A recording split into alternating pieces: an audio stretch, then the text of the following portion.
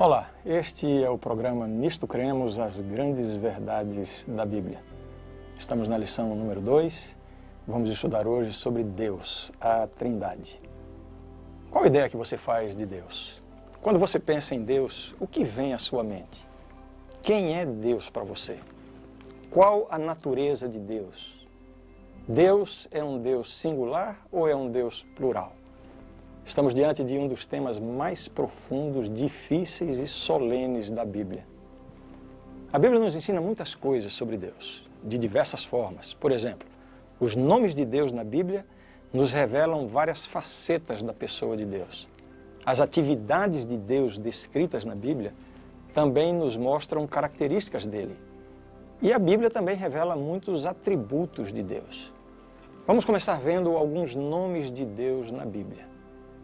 Primeiramente, você precisa se lembrar que na cultura, na mente e na cultura bíblica, o nome de uma pessoa revela muito sobre essa pessoa. Vejamos então alguns nomes de Deus na Bíblia.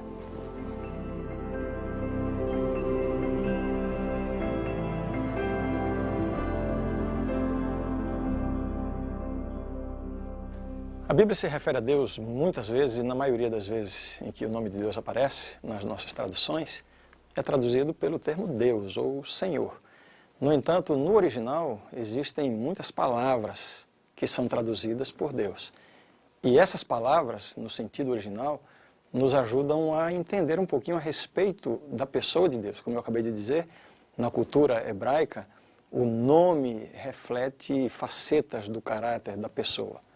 Vejamos então alguns dos nomes de Deus na Bíblia. Elohim, geralmente traduzido por Deus, nos indica Deus como um Deus todo-poderoso, Deus da criação.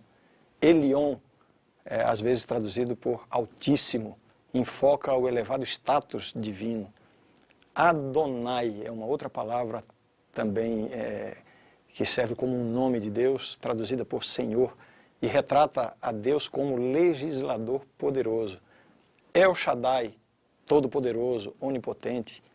Yahvé, aparece na maioria das traduções em português como Jeová ou Senhor, e assim em letras maiúsculas. Sem dúvida, o nome mais solene de Deus em toda a Bíblia. E esse nome de Deus enfatiza a fidelidade de Deus à aliança com o seu povo. Além dos nomes de Deus, que nos ajudam a entender um pouquinho a respeito da pessoa de Deus, nós podemos também conhecer a Deus através das atividades que a Bíblia descreve. As atividades de Deus. São muitas atividades, vamos aqui apenas destacar algumas, talvez as principais delas. No princípio criou Deus os céus e a terra. Esta é a primeira linha da Bíblia, a primeira expressão da Bíblia, e nos apresenta Deus como o Criador. Deus é o Criador do universo. Mas Ele não é apenas o Criador do universo. Esse outro texto nos diz assim: Ele que é o resplendor da glória e a expressão exata do seu ser, sustentando todas as coisas pela palavra do seu poder, depois de ter feito a purificação dos pecados, assentou-se à direita da majestade nas alturas. Uma referência a Jesus, Deus Filho, como sendo quem? Qual atividade? Sustentando todas as coisas pela palavra do seu poder. Deus, Ele é o Criador de todas as coisas, Ele também é o sustentador. O universo existe não é através de uma energia ou de uma corda que foi dada pelo Criador. A presença constante de Deus, a energia constante de Deus, mantendo este universo. Além de apresentar a Deus como Criador e sustentador do mundo, existem diversas outras atividades atribuídas a Deus na Bíblia. Deus é visto na Bíblia, apresentado na Bíblia como Redentor e Salvador. E você tem aí algumas passagens que indicam isso. Ele estabelece planos. Ele faz predições, Ele faz promessas, Ele perdoa pecados. Todas essas atividades de Deus nos ajudam a conhecer um pouco mais a respeito de Deus. Agora, além dos nomes de Deus que nos mostram, nos revelam facetas do caráter de Deus, além das atividades de Deus que também nos revelam algumas facetas da pessoa de Deus, a Bíblia nos apresenta diretamente alguns atributos de Deus. Vejamos aqui alguns deles. De acordo com a Bíblia, Deus é autoexistente. O texto bíblico diz assim: porque assim como o Pai tem vida em si mesmo, também concedeu ao Filho ter vida em si mesmo. Esse é um conceito muito difícil para nós entendermos completamente. Ele tem vida em si mesmo, nunca teve um começo, não vai ter um fim. Vida em si mesmo. Esse é um atributo de Deus. Outros atributos de Deus. Possui vontade independente. Vejam o texto. Nos predestinou para Ele, para a adoção de filhos por meio de Jesus Cristo, segundo o beneplácito de sua vontade. A vontade de Deus. Um outro atributo de Deus, Ele possui poder próprio. Poder inerente à sua própria pessoa. O salmista diz: no céu está o nosso Deus, e tudo faz como lhe agrada. Deus pode todas as coisas. Ele possui poder próprio. Outro atributo de Deus, Ele é onisciente. A passagem diz assim: tens tu notícia do equilíbrio das nuvens e das maravilhas daquele que é perfeito em conhecimento? Deus é perfeito em conhecimento. O que significa onisciente? Ele sabe de todas as coisas. Não existe limitação na mente de Deus. Ele tem um conhecimento completo do passado, do presente, do futuro, de todas as coisas. Esse é um dos grandes atributos de Deus apresentado na Bíblia. Ele é também onipresente. Vejam o que disse o salmista: para onde me ausentarei do teu espírito? Para onde fugirei da tua face? Se subo aos céus, lá estás. Se faço a minha cama no mais profundo abismo, lá estás também. A onipresença de Deus. Como é bom saber que Deus está presente em todas as situações, em todas as circunstâncias da vida. Mesmo naquela situação em que às vezes nós perdemos o controle, mas Deus está presente e Ele não perdeu o controle. É muito bom saber disso, não é verdade? Um outro atributo de Deus, ainda na Bíblia, Ele é eterno. O texto diz: e que agora se tornou manifesto e foi dado a conhecer por meio das escrituras proféticas, segundo o mandamento do Deus eterno, para a obediência por fé entre todas as nações. O outro texto diz: confiai no Senhor perpetuamente, porque o Senhor Deus é uma rocha eterna. Aqui está um grande atributo de Deus, Ele é eterno. E este também é um outro conceito muito difícil para aprendermos em nossa mente limitada, mas é uma grande verdade. Deus é onipotente. Vejam que eu estou citando apenas um texto para indicar cada um dos atributos, mas a Bíblia apresenta diversas expressões, diversas passagens apontando para cada um desses atributos. Com relação à onipotência de Deus, Jesus, fitando neles o olhar, disse-lhes: isto é impossível aos homens, mas para Deus tudo é possível. Deus pode todas as coisas. Por quê? Porque Ele é onipotente. Deus é imutável. E aqui está também um atributo que me enche de confiança em Deus. Como é difícil quando você se relaciona com uma pessoa e essa pessoa muda. Um amigo, um colega de trabalho, você nunca sabe qual é o humor da pessoa, ela muda de opinião, ela muda de postura. Mas com Deus não é assim. Deus é imutável. Porque eu, o Senhor, não mudo. Por isso vós, ó filhos de Jacó, não sois consumidos. Deus não muda. Portanto, isso de fato nos enche de segurança.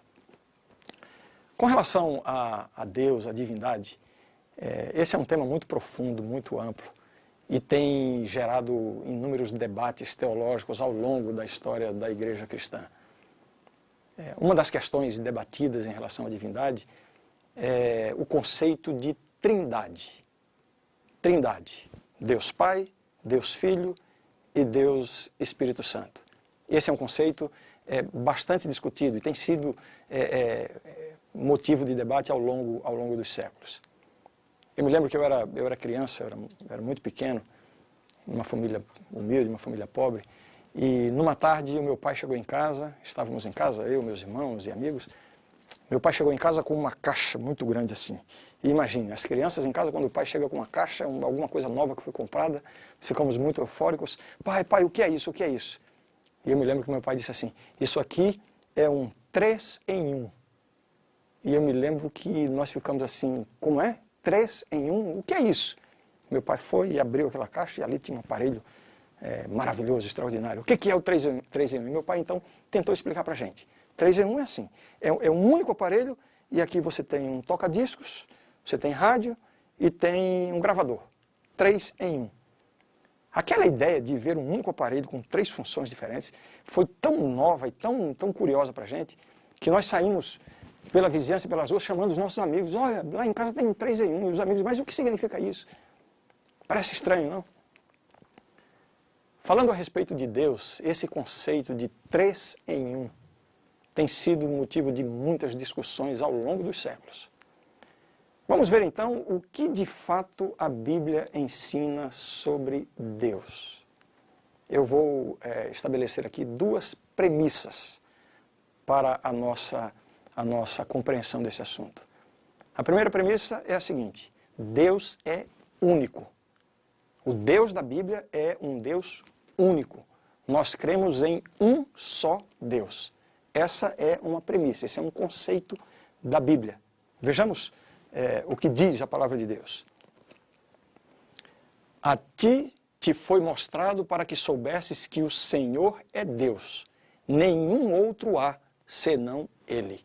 Deuteronômio, capítulo 4, verso 35. Existe algum Deus além do Deus verdadeiro, do Deus da Bíblia? Não, não existe outro. O Deus da Bíblia é único. Ouve, Israel, o Senhor, nosso Deus, é o único Senhor. Esse aqui é um texto clássico, é um dos textos mais utilizados para ressaltar essa unicidade de Deus, no sentido de que Ele é um Deus único. Essa é a primeira premissa. A vida eterna é esta, nos diz esse outro texto da palavra de Deus. Que te conheçam a ti, o único Deus verdadeiro, e a Jesus Cristo a quem enviaste. Quem é o Deus verdadeiro? Único. Ele é único. Premissa número 1. Deus é único. Premissa número 2. De acordo com a Bíblia, esse Deus, o Deus verdadeiro, o Deus da Bíblia, esse Deus único... eu vou dizer uma coisa agora que vai parecer confusa. Ele é um Deus plural. É isso mesmo. O Deus único da Bíblia é um Deus plural. Veja só o que diz algumas passagens da Bíblia. O texto diz assim: também disse Deus. Espera um pouquinho. Fique bem atento para o que está escrito aqui. Também disse, quem foi que disse? Deus. O que foi que Deus disse? Deus disse: façamos o homem à nossa imagem, conforme a nossa semelhança. Veja, Deus está falando consigo mesmo. E veja que ele usa a expressão no plural. Façamos. Dá uma ideia de quê? De pluralidade de pessoas. Outros textos. Ainda em Gênesis, capítulo 3, verso 22. Então disse o Senhor Deus: eis que o homem se tornou como um de nós, conhecedor do bem e do mal. O homem se tornou como um de nós. Fica clara essa ideia de Deus falando consigo mesmo, mas numa pluralidade de pessoas. Havia uma pluralidade de pessoas. Mais um texto ainda. Vinde, vejam, é Deus falando consigo mesmo. Vinde, desçamos e confundamos ali a sua linguagem, para que um não entenda a linguagem de outro. Aquela história da Torre de Babel. Mais uma vez, de forma clara, o uso do plural, Deus falando consigo mesmo, dando essa ideia muito clara de pluralidade. É verdade que algumas pessoas que encontram dificuldade em entender essa coisa de Deus ser único e ser ao mesmo tempo um Deus plural, algumas pessoas dizem assim: não, aqui a expressão está no plural, mas a gente explica da seguinte forma: isso aqui é o que se chama de plural majestático. Você já deve ter ouvido plural majestático. Você vai se dirigir a um rei, você o chama de Vossa Majestade. É uma só pessoa, mas Vossa Majestade. É a ideia do plural majestático. Será que essa explicação pode se aplicar a esse caso aqui da Bíblia? Bem, um dos princípios mais elementares de interpretação da Bíblia é você explicar a Bíblia buscando argumentos na própria Bíblia. Você não pode adotar um argumento fora da Bíblia para comprovar alguma coisa que está na Bíblia. E essa ideia do plural majestático não cabe aqui. Por quê? Porque a Bíblia, em lugar algum, usa o plural majestático. Essa forma de linguagem não é usada pela Bíblia. Nem mesmo nos livros dos reis, das crônicas, onde aparecem as histórias dos reis, não ocorre. Ou seja, fica muito clara a ideia de um Deus plural. Ouve, Israel, o Senhor nosso Deus é o único Senhor. Como então conciliar essa ideia de um Deus único com a ideia de um Deus plural? O texto é muito claro. Está dizendo Deus é o único Senhor. Pode haver mais de uma pessoa envolvida, sendo referida através dessa palavra, único? Pode haver. Na língua portuguesa fica difícil, porque na língua portuguesa e na maioria dos idiomas modernos, quando nós dissemos único, significa único. No entanto, o texto da Bíblia foi escrito em hebraico, aqui o Antigo Testamento. E vamos ver qual o significado dessa palavra. Existem basicamente duas palavras no idioma original da Bíblia que podem ser traduzidas por um ou único. Que palavras são essas? Eu vou ter um problema agora de pronúncia, eu não falo hebraico, né? Eu vou pronunciar de forma bastante aportuguesada, né? Echad ou Echad, não sei exatamente a pronúncia. Significa um entre outros. A outra palavra que é traduzida por um ou único, Yashid, que também significa um. Quando o texto que nós lemos diz que Deus é o único Senhor, qual dessas duas palavras está sendo usada no texto? É único no sentido de um entre outros ou é único no sentido de ser um só? O texto original usa esse termo, que significa um entre outros. Vamos entender melhor. Gênesis capítulo 2, verso 24, diz assim: por isso deixa o homem pai e mãe e se une à sua mulher, tornando-se os dois uma só carne. Está aí, um casal. Um casal é um ou são dois? A Bíblia diz que é uma só carne. Echad, um entre outros. Ou seja, é uma palavra que significa único, dando a ideia de plural. Essa ideia da pluralidade de Deus aparece com muita frequência na Bíblia. E o Novo Testamento nos revela com bastante clareza. Deus é um Deus plural, mas quantas pessoas são na divindade? E quais são essas pessoas da divindade? Eu selecionei alguns textos da Bíblia que nos ajudam a encontrar a resposta a essa pergunta. Vejam bem, na encarnação de Jesus, quando Maria recebeu então a informação, a notícia de que geraria um ser concebido pelo Espírito Santo, o texto diz assim: respondeu-lhe o anjo, descerá sobre ti o Espírito Santo, e o poder do Altíssimo te envolverá com a sua sombra. Por isso também o ente santo que há de nascer será chamado Filho de Deus. Nós temos aqui a presença e a existência de três seres divinos. O texto diz: descerá sobre ti o Espírito Santo. Deus foi concebido pelo Espírito Santo.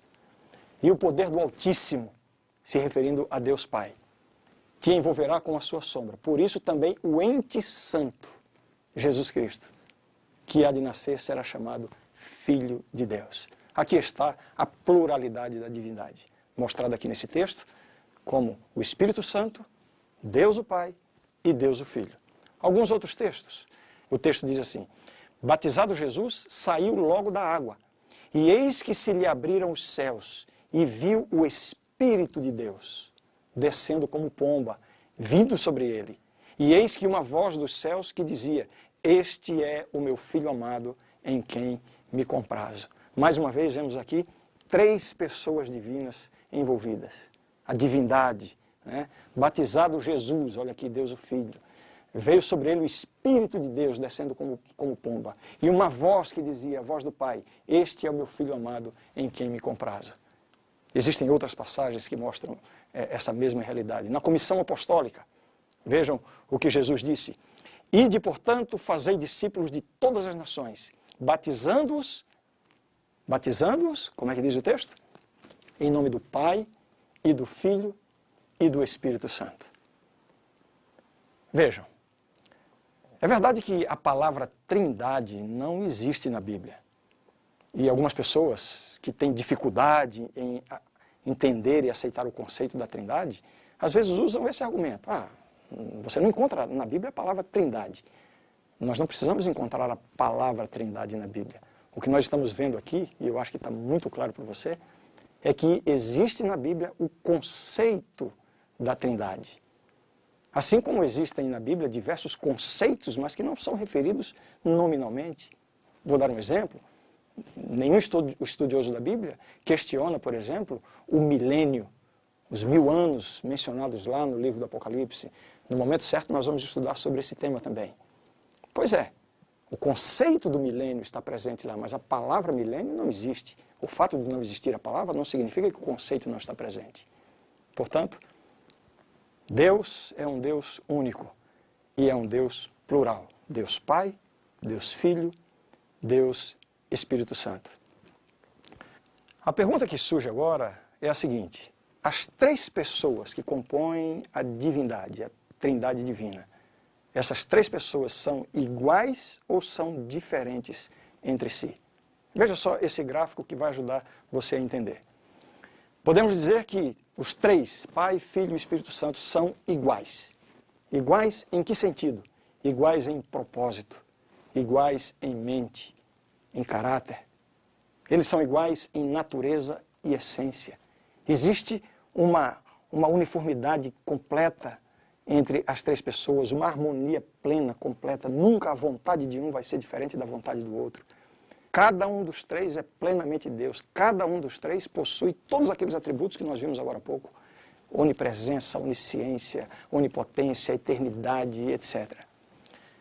Mas também podemos dizer, de acordo com a Bíblia, que os 3 são diferentes. Mas diferentes em quê? Eles são distintos nas funções. Então, dentro do plano da salvação, todo o esquema que Deus estabeleceu para salvar o homem pecador, então houve. Eu não encontro a linguagem adequada, mas eu diria assim, uma linguagem bastante humana. É como se os 3 tivessem se reunido, elaborado o plano, e então eles dividiram funções. Quais são as funções? De maneira, eu diria, simplória. É claro que é muito mais abrangente do que apenas isso aqui, mas de maneira bastante simples. A função do Pai, ele entra como a fonte. Né? Alguns diriam assim, ele é como se fosse o administrador de todo o plano da redenção. O Filho é o mediador, é aquele que veio, aquele que morreu em lugar do ser humano e faz a mediação, a reconciliação entre o pecador e Deus. E o Espírito Santo é o aplicador. O que significa o aplicador? O Espírito Santo é aquele que trabalha no coração das pessoas, para que cada ser humano tenha a oportunidade, o desejo e a motivação para aceitar esse plano. É uma diferença de funções apenas. Deixa eu tentar explicar. As pessoas que têm dificuldade em entender e aceitar que a divindade da Bíblia é formada, é composta por 3 pessoas distintas, essas pessoas dizem, não pode ser assim, apenas um é Deus. Então, ao longo da história, tem surgido diversos questionamentos com relação ao fato de que Jesus também seja Deus, ou de que o Espírito Santo também seja Deus. Nas próximas lições, nós vamos entrar a fundo, tanto na questão de Jesus quanto do Espírito Santo. Mas por hoje eu gostaria de mostrar para você que Jesus é Deus, plenamente Deus, e que o Espírito Santo também é Deus. Vamos ver primeiramente a divindade de Jesus. Veja esse texto da Bíblia. Também sabemos que o Filho de Deus é vindo e nos tem dado entendimento para reconhecermos o verdadeiro. Está falando de quem aqui? Está falando de Jesus, o Filho de Deus. Reconhecemos o verdadeiro e estamos no verdadeiro, em seu Filho, Jesus Cristo. E o que é que diz o final do verso? Este é o verdadeiro Deus e a vida eterna. Fica claro para você que Jesus Cristo é verdadeiramente Deus? A divindade de Jesus comprovada na Bíblia. Outro texto. Cuidado que ninguém vos venha a enredar com sua filosofia e vãs sutilezas, conforme a tradição dos homens, conforme os rudimentos do mundo, e não segundo Cristo, porquanto nele em Jesus, habita corporalmente toda a plenitude da divindade. Jesus tem a plenitude da divindade. Não perdeu nada. Todos os atributos, todas as características de Deus estão presentes na pessoa de Jesus Cristo. E quanto ao Espírito Santo, o que diz a Bíblia? Podemos aceitar e entender que o Espírito Santo é Deus e plenamente Deus? Vejamos o que diz a Bíblia. Então disse Pedro: Ananias, por que encheu Satanás o teu coração? Para que mentisses ao Espírito Santo. Para quem foi que Ananias mentiu? Olha o que o texto está dizendo. Para que mentisses ao Espírito Santo, reservando parte do valor do campo. Conservando-o, porventura, não seria teu? E vendido não estaria em teu poder? Como, pois, assentaste no coração este desígnio? Não mentiste aos homens, mas a Deus. O texto disse que ele mentiu para o Espírito Santo. E o mesmo texto está dizendo que ele mentiu para Deus. Esse texto, dentre tantos outros, comprova que o Espírito Santo é Deus. Uma última pergunta que eu gostaria de fazer a respeito desse conceito da divindade. Existe hierarquia entre os membros da Trindade? Nós nos acostumamos desde criança com a fórmula: o Pai, o Filho e o Espírito Santo. Existe até um movimento tradicional dos cristãos para se referir à Trindade dessa maneira. E a ideia que essa sequência de palavras deixa é de que o Pai tem uma posição superior à do Filho e o Espírito Santo ficaria em terceiro lugar. Como eu já disse, existe entre eles uma diferenciação funcional, mas não existe hierarquia. Veja alguns textos da Bíblia que se referem à Trindade.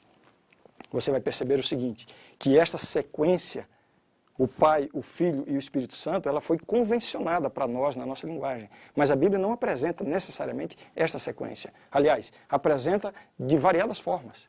1 Pedro 1,2 apresenta o Pai, o Espírito Santo e Jesus. João 15,26, o Consolador, que é o Espírito, Jesus e o Pai. João 14,16, Jesus, o Pai e o Espírito. Enfim, no outro texto, Jesus, o Espírito e o Pai. Espírito Santo, Deus e Jesus Cristo. Espírito, Senhor e Deus Pai. Ou seja, essa sequência aleatória nos mostra que Deus Pai, Deus Filho, Deus Espírito Santo são a divindade, um único Deus, em 3 pessoas. Depois de termos aprendido tantas coisas interessantes a respeito de Deus, eu gostaria de, antes de ouvirmos uma linda canção que vai ser apresentada pela Rafaela, proferir sobre você uma bênção, a bênção de Deus, a bênção da Santíssima Trindade. Ela está no livro de segunda carta de Paulo aos Coríntios, capítulo 13, o último verso, é a última passagem da carta. Diz assim: a graça do Senhor Jesus Cristo e o amor de Deus e a comunhão do Espírito Santo sejam com todos vós. Receba essa bênção. Desfrute agora dessa linda canção e procure entender melhor e aceitar a presença de Deus na sua vida também.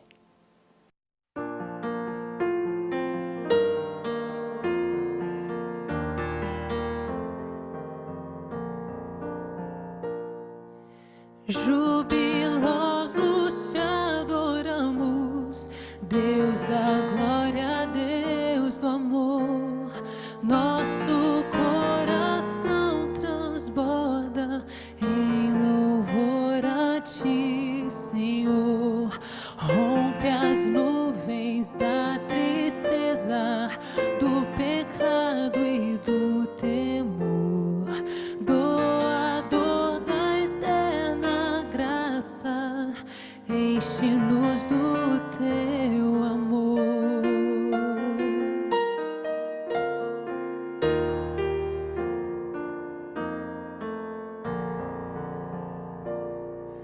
Tuas obras anunciam teu poder e resplendor.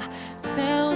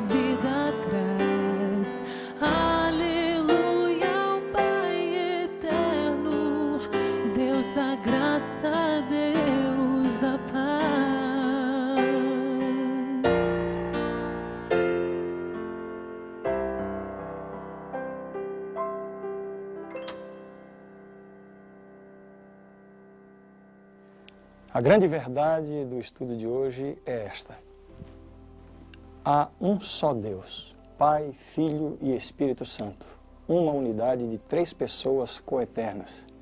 Deus é imortal, onipotente, onisciente, acima de tudo e sempre presente. Ele é infinito e está além da compreensão humana, mas é conhecido por meio de sua autorrevelação. É para sempre digno de culto, adoração e serviço por parte de toda a criação. Esta é a verdade e eu creio nisto. Não perca o nosso próximo estudo, quando vamos estudar com mais profundidade a respeito de Deus Pai. Nos encontramos lá.